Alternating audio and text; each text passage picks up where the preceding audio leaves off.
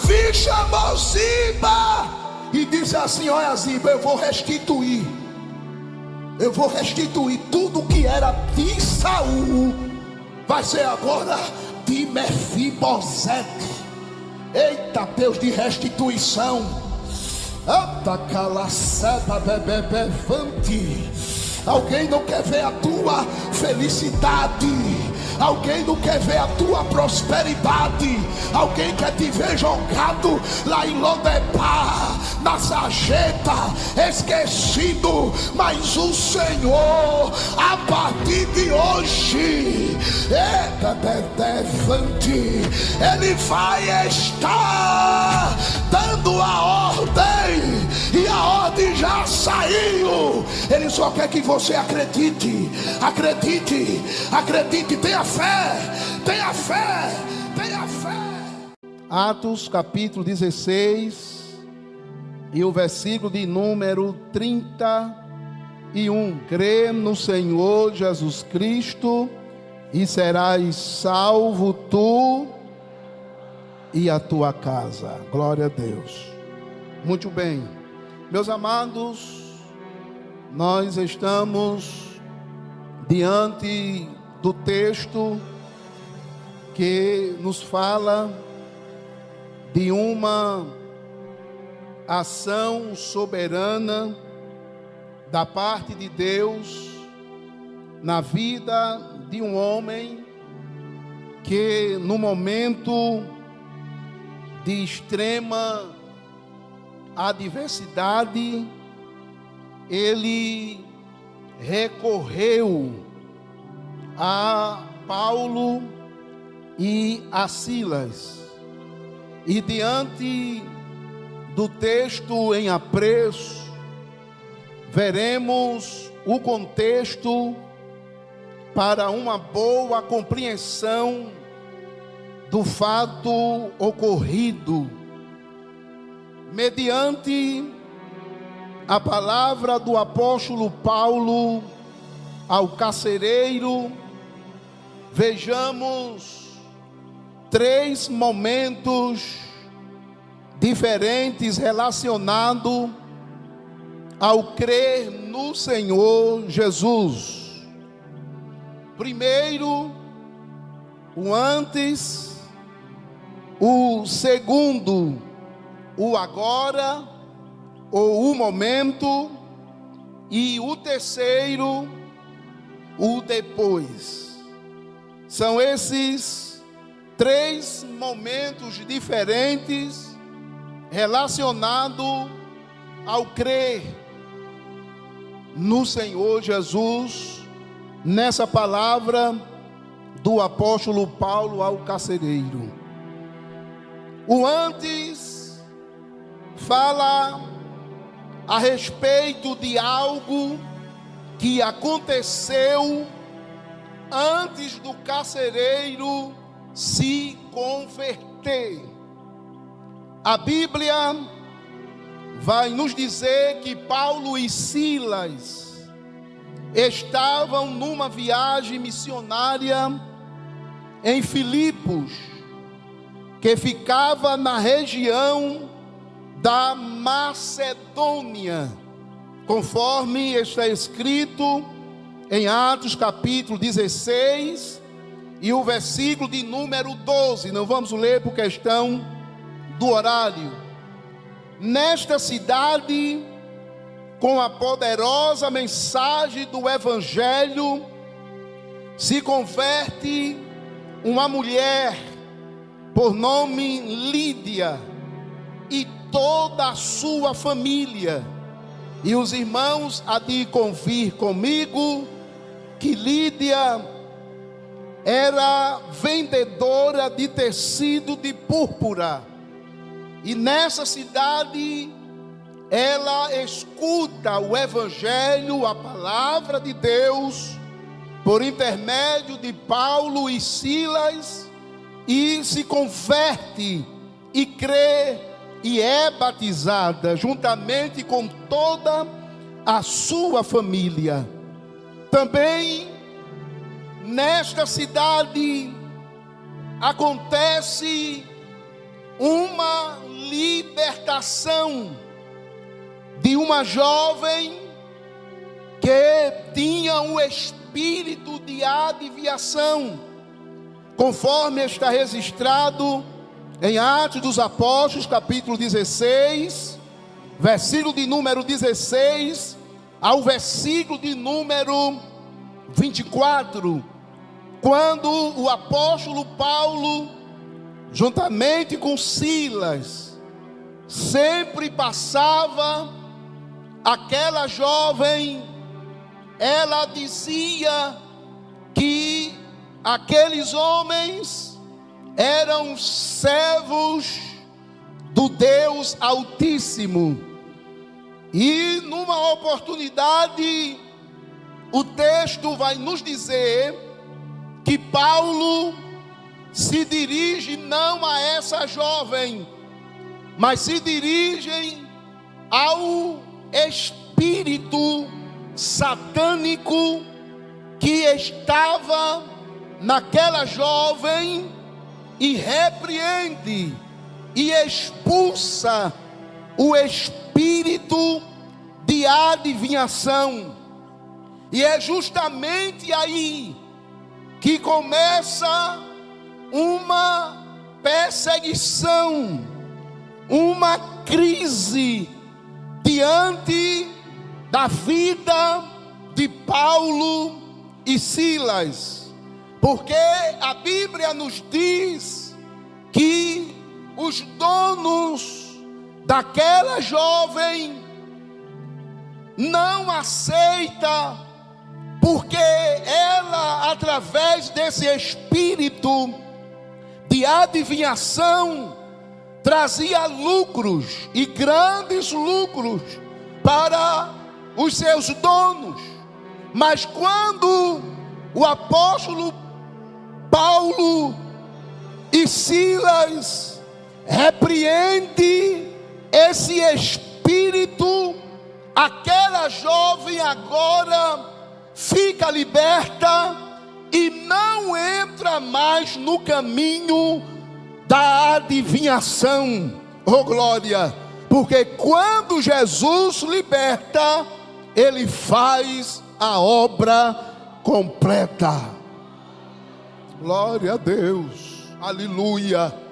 E aqueles homens que se achavam donos daquela jovem, vendo o prejuízo, leva Paulo e Silas diante da praça e das autoridades, e agora traz uma acusação, traz praticamente uma falsidade no que diz respeito à vida de Paulo e Silas, acusando de eles estarem perturbando a cidade e de trazer costumes diferentes para a cidade. E a Bíblia nos diz que Paulo e Silas, eles são levados para o cárcere, mas antes de chegar no cárcere, eles levam uma pisa. Oh glória! Segundo diz a Bíblia, que Paulo e Silas, por não aceitar a proposta e nem o caminho em que eles queriam, ou que as autoridades implantavam, eles sofreram, glória a Deus. Mas diante desta crise, nós iremos observar que Deus, Ele chegou para trazer resposta para Paulo e Silas, e também para o carcereiro. Diga amém. Glória o nome de Jesus. Escute, no momento da crise, a Bíblia nos diz que Paulo e Silas oravam e cantavam. Digam após mim: eles oravam e cantavam. Glória a Deus. Olhe para cá, por favor. Pela ótica humana, eles tinham mais motivos de murmurar, de reclamar, do que orar e cantar. Observe que eles estavam ali no cárcere injustamente, só porque o Senhor havia libertado uma jovem.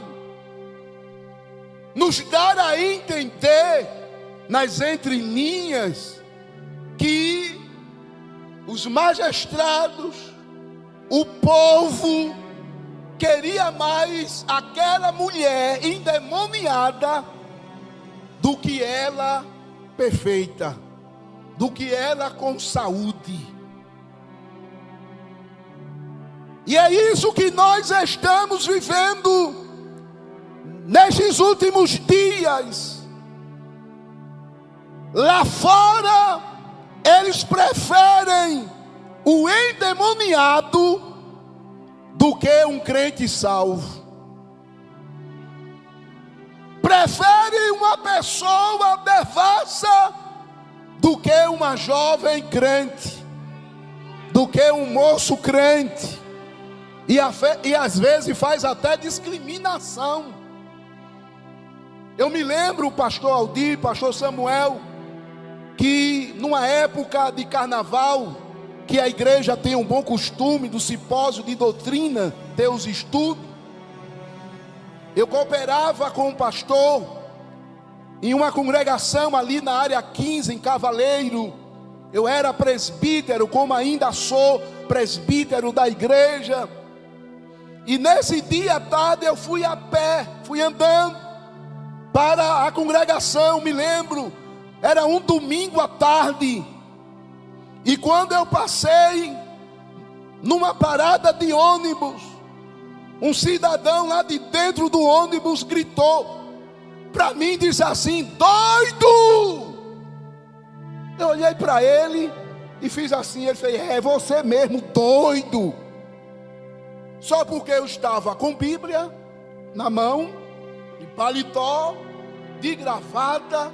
Era 1h30 da tarde, mas estava indo para a casa de Deus adorar. E ele olhou para mim dentro do ônibus, todo enfeitado de peruca, me chamou de doido. Por 3 vezes, doido. Eu parei e assim ele disse: é doido. Aí, meu irmão, veio aquela ira santa, aquele negócio do céu assim de repente. Eu disse: doido é tu, filho de Mag e Magog.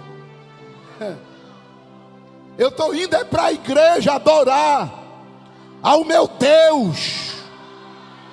Oh glória, estou indo fazer a vontade de Deus. E tu aí desse jeito, aceita Jesus, rapaz. Jesus quer te libertar.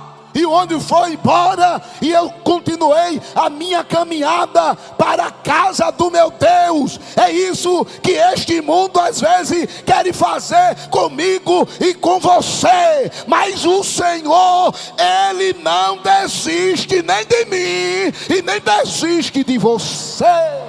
Você. Glória a Deus. E foi isso que fizeram. E Paulo e Silas estavam ali dentro da prisão injustamente. Mas a Bíblia diz no versículo de número 25 de Atos capítulo 16, perto da meia-noite, Paulo e Silas reclamavam. Paulo e Silas faziam o que, meus amados? Oravam. E faziam o que mais? Hinos a Deus. E os outros presos faziam o que? Os escutavam.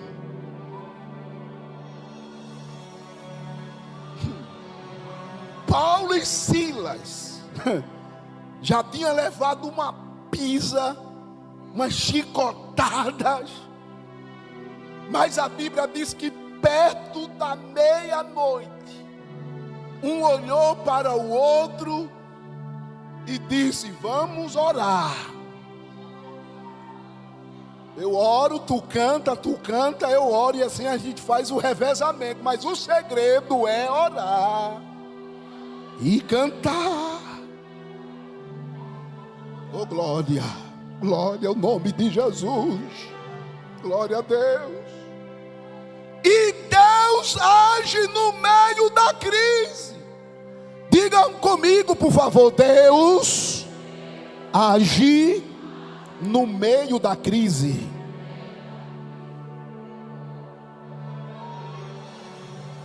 Glória a Deus, aleluia. Veja a ação de Deus aí no meio da crise, versículo número 26.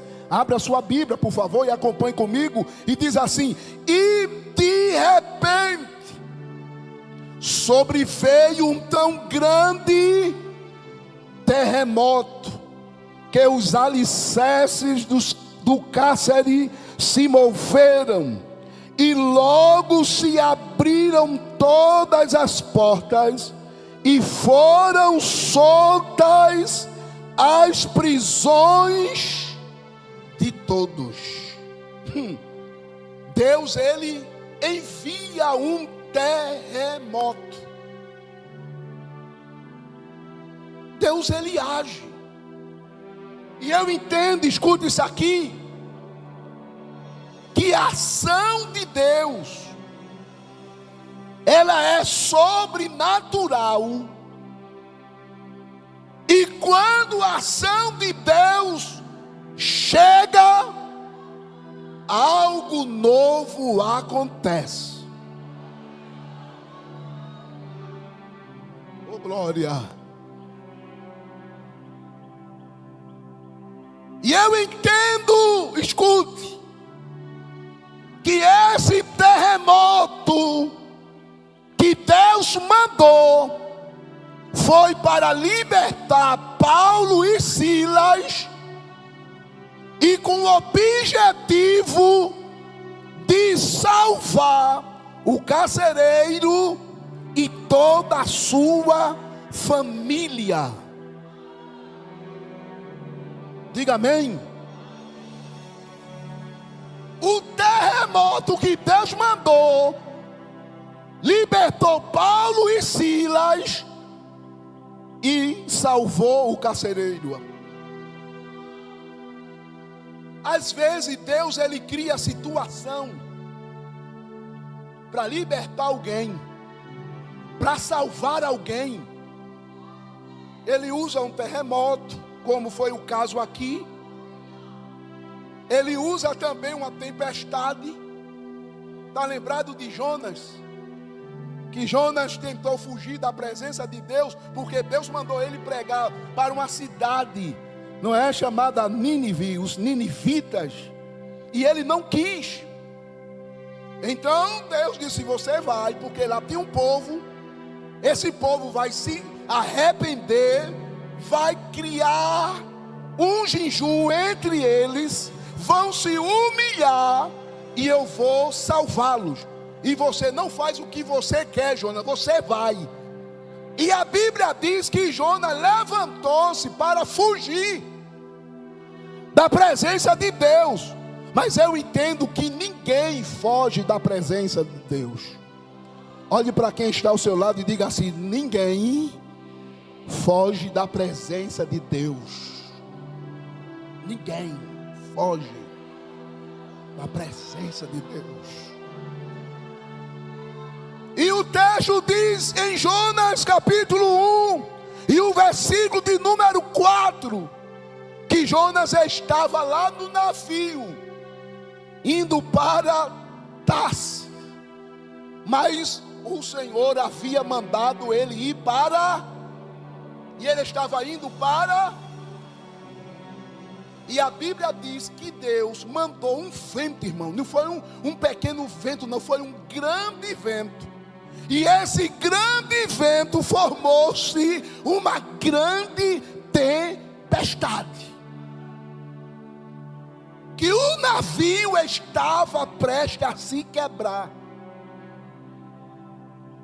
A tempestade que Deus criou ali no meio do mar foi para Jonas entender a vontade dele de resgatar e de levar a palavra para os ninivitas. Escute, quem sabe esse terremoto, essa tempestade que você está enfrentando, não é para Jesus salvar alguém da tua família.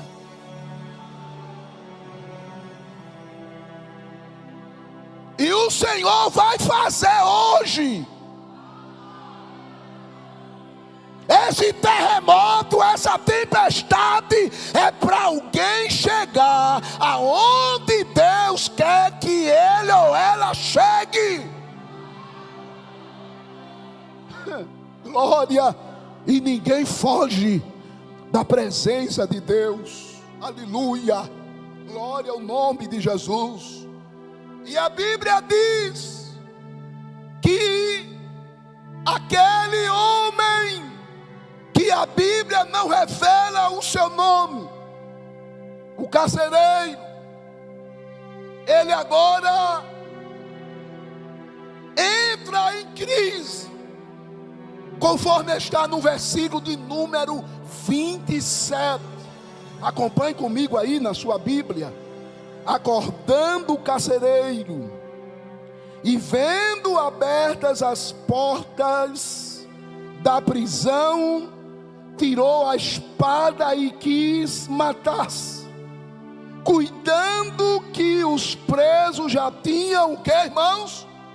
Fugido. Observe a crise aqui deste homem, do carcereiro. Pela lei romana, se um preso fugisse, a vida do guarda responsável era sumariamente exigida no lugar. Por esta razão que o carcereiro ele entra em desespero, que é justamente o agora, o momento. Ele não via outro caminho a não ser tirar sua própria vida. Ele pega a espada e tenta o suicídio. Crise.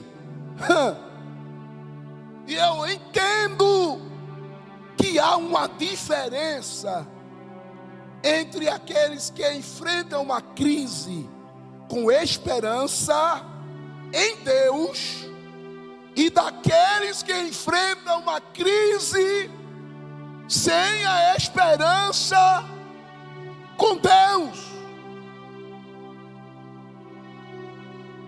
O carcereiro procura o suicídio. Paulo e Silas estavam fazendo o quê?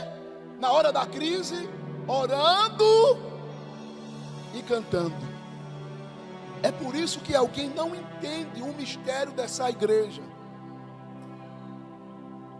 Aleluia. É por isso que alguém não entende como você na luta, na prova, na crise, na dificuldade, ora e canta. Canta e ora. Mas como é que pode ela desempregada, ele desempregado, mas alegre cantando? É porque tem Jesus. Aleluia. É porque tem alegria. E é essa a diferença. Como muitos olham e dizem: ela não vai conseguir, ele não vai conseguir. Mas de repente ela e ele chega aonde Deus quer que ele chega, porque o Senhor é o que faz a diferença. Aleluia, glória ao nome de Jesus. E o carcereiro naquele momento, ele pega a espada e procura tirar sua vida. Mas entra a atitude de Paulo, conforme diz o versículo de número 28. Mas Paulo clamou com grande voz, dizendo: não te faças nenhum mal, que todos aqui estamos. Paulo toma essa atitude: não faça nenhum mal, porque todos nós estamos aqui. Glória a Deus. E a reação do carcereiro, no versículo de número 30, ele faz a pergunta: o que é necessário que eu faça para me salvar? O que eu devo fazer? A resposta de Paulo e Silas está no versículo de número 31, que é o tema deste congresso: crê no Senhor Jesus Cristo e serás salvo tu e a tua casa. Paulo e Silas mostram o caminho: crê no Senhor Jesus Cristo. Antes, o Senhor cria aquela situação, o momento ou o ato que o carcereiro se converte, e agora vem o depois da sua convenção. Eu acho interessante, irmãos, escute, que Deus, Ele sabe trabalhar na vida de um homem que antes vivia numa situação horrível, numa situação de pecado, e o Senhor transforma, liberta e dá um novo nome e dá um novo caráter a este homem, a esta mulher, porque a Bíblia diz que o Senhor transformou a vida do carcereiro. Houve uma mudança de atitude. Antes ele era espancador, violento, agressivo. Agora cuida das feridas de Paulo e Silas. Eu acho lindo essa atitude que o Senhor faz na vida deste homem. Veja o que diz o versículo de número 32 e o versículo de número 33. E lhe pregaram a palavra do Senhor, e a todos os que estavam em sua casa. Versículo de número 33 diz assim: e tomando-os ele consigo, naquela mesma hora da noite, o que foi que ele fez? Lavou-lhe os vergões e logo foi batizado, ele e todos os seus.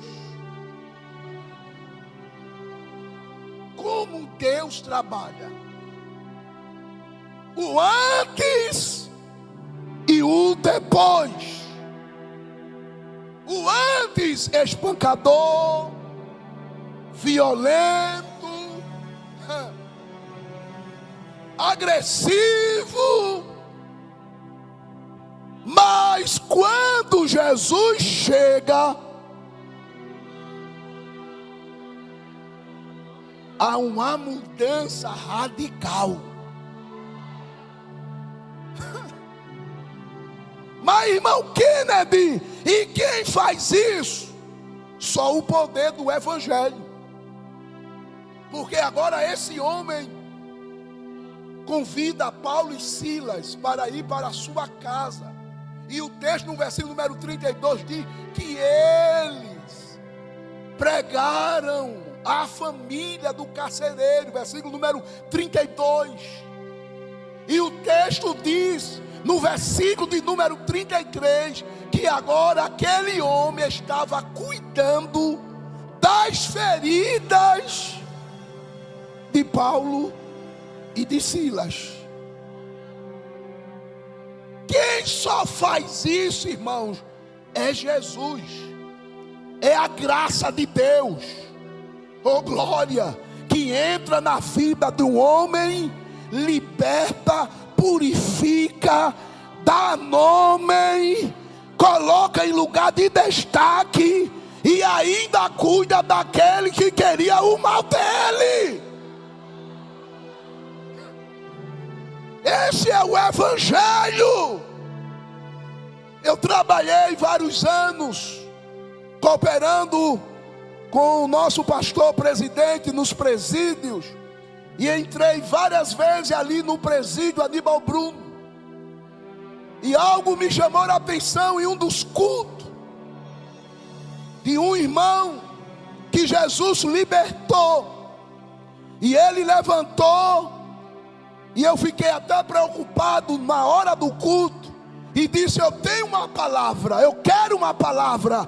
Eu digo: pois não, pode falar. E ele disse: eu quero pedir um perdão a esse irmão fulano, porque no tempo atrás eu matei a sua mãe. Ele olhou para ele, eu digo: pronto, Jesus, eu dentro lá do sistema, eu digo: pronto, Jesus, e agora? Vem cá, meu pai. E ele olhou para ele, começou a chorar e disse: em Cristo Jesus eu lhe perdoo. Suba aqui que eu quero lhe dar um abraço. Olha, irmão, que coisa linda. Naquele abraço Jesus chegou com renovo. Naquele abraço Jesus chegou com batismo, e várias vidas se renderam para o Senhor Jesus Cristo naquela tarde.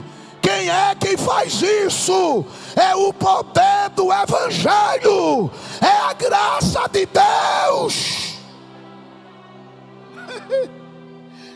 E o apóstolo Paulo, ele disse: não me envergonho do Evangelho de Cristo, porque é poder de Deus e salvação para todo aquele que nele crê.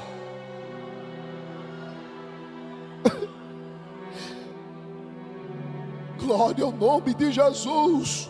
E o Senhor derramou a sua graça ali naquele ambiente, e de vez em quando eu encontro ele alegre, foi liberto, não é, do sistema, e está servindo ao Senhor com alegria e com prazer. Quem é que faz isso, irmão? É a graça chega aonde eu e você não podemos chegar.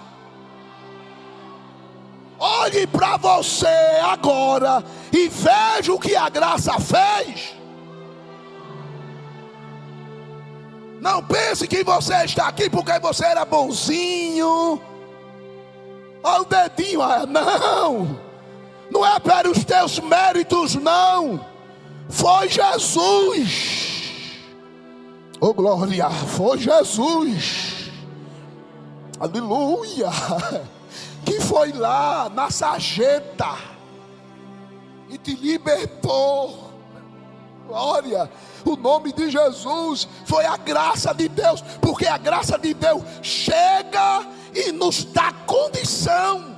E quando eu falo da graça de Deus, como esteve na vida de Paulo e Silas e alcançou o carcereiro, eu me lembro daquele texto bíblico que está escrito no segundo livro de Samuel, no capítulo número 9, que relata a história de Mefibosete.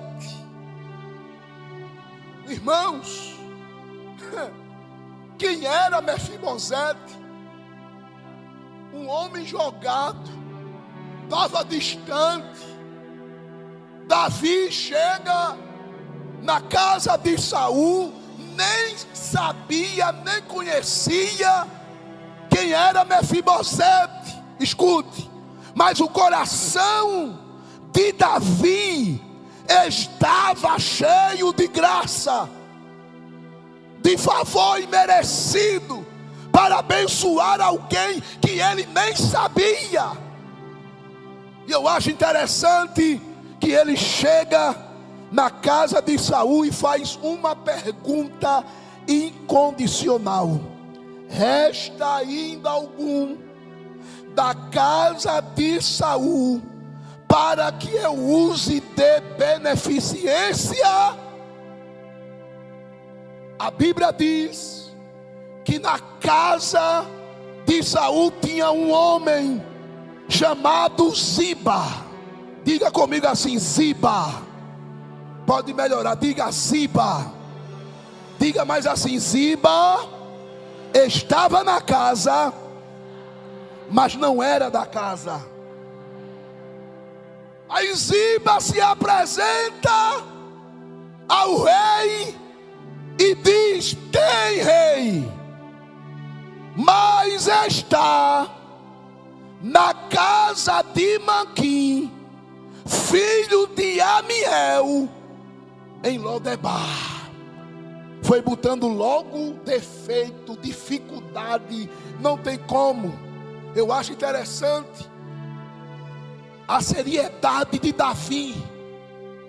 Eu quero ele aqui na minha presença.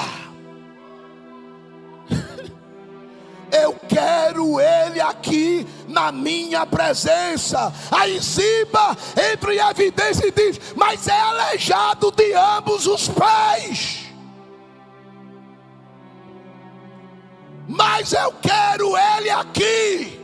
Traga ele aqui. Oh glória, era a graça de Deus, aleluia, chegando na vida de Mefibosete, um jovem que era considerado, que até mesmo ele disse que era um cão morto, mas o Senhor foi lá, através da bondade de Davi, lá em Mefibosete, e disse: vem Mefibosete, vem, o rei manda te chamar, Mefibosete. Oh glória, o nome de Jesus, o Senhor ele vai lá. Está ouvindo, Mefibosete? Oh glória, quem sabe você está sendo considerado como um cão morto, como uma pessoa desprezível, que ninguém olha, que ninguém dá valor, mas o Senhor vai lá, ele vai lá no teu Lodebar, o Lodebu. Eu conheci um irmão que ele dizia: irmão Kennedy, eu não estou em Lodebar não, eu estou em Lodebu.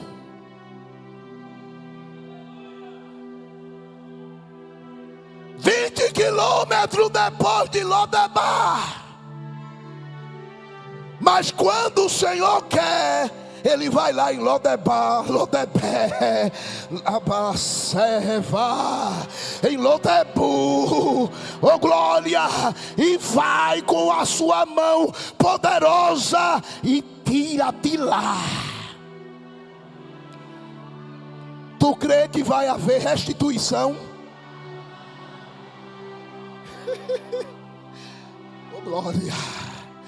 Oh glória, vai haver restituição da parte de Deus na tua vida. Oh glória, o segredo é você acreditar. Você acredita e ele realiza. Você aceita o desafio de Deus e ele faz. Quem crê? Quem crê aqui? Quem crê?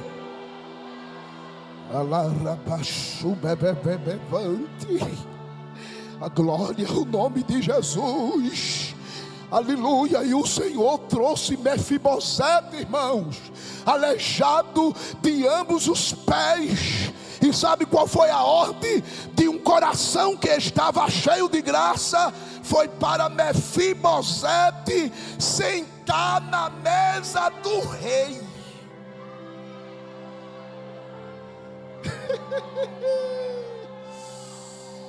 E Davi chamou Ziba e disse assim: olha, Ziba, eu vou restituir tudo que era de Saul, vai ser agora de Mefibosete. Eita, Deus de restituição.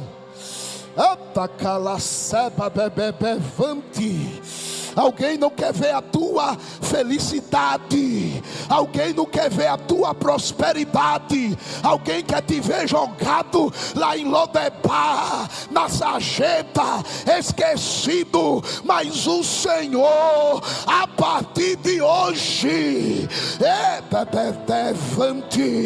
Ele vai estar dando a ordem, e a ordem já saiu. Ele só quer que você acredite, tenha fé. Levanta a tua mão comigo, segura a tua mão comigo, segura,